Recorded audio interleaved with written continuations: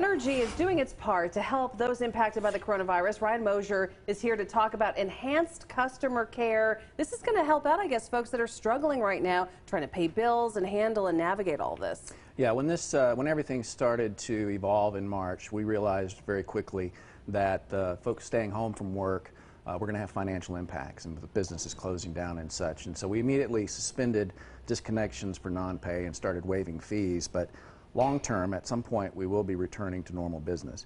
And so what we're doing now is reaching out to customers and asking customers to reach out to us so that we can explain all the options that we've put in place for them to help them manage their electric bill.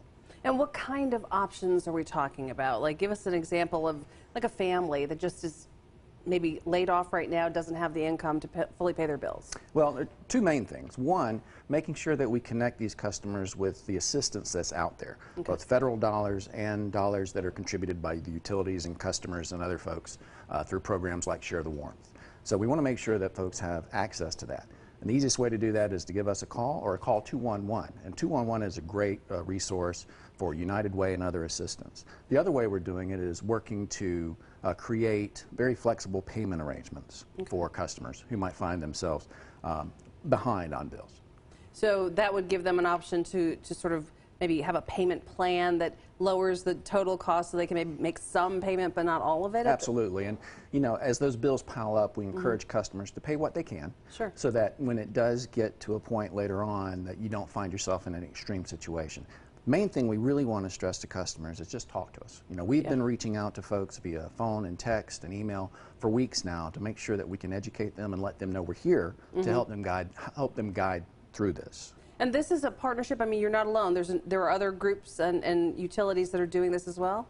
Well, specifically, our partner, Piedmont Natural Gas, they're part of the Duke Energy family, so this applies to their customers as well. But you'll find that a lot of your utilities out there are doing similar things. But we wanted to make sure, I mean, electricity is a big part of a household budget, and we know that.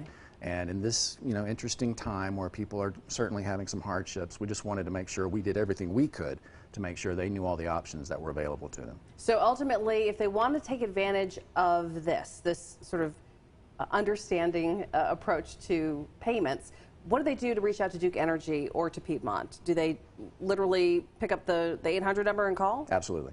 Talk to one of our professionals, one of our customer care folks. They've received extra training. They know everything that's out there, all the options.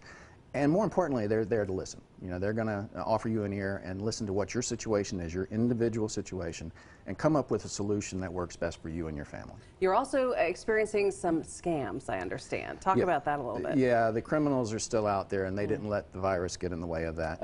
Unfortunately, we've seen this throughout normal times. There are these utility scams where people will call you and threaten disconnection in very quick notice if you don't go and get them a payment very quickly.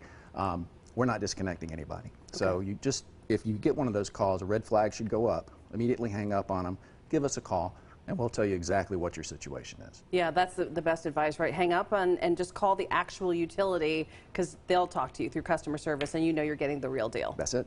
All right. Ryan, when do you think you might go back to normal? Is there a sense of when disconnections will begin again, or is it really too soon to say? It's too soon to say, but we're not in a hurry. So we want to make sure that customers understand that we're going to give them a lot of notice, at least a full billing cycle, which for most folks is at least 30 days. But we're looking at longer term than that.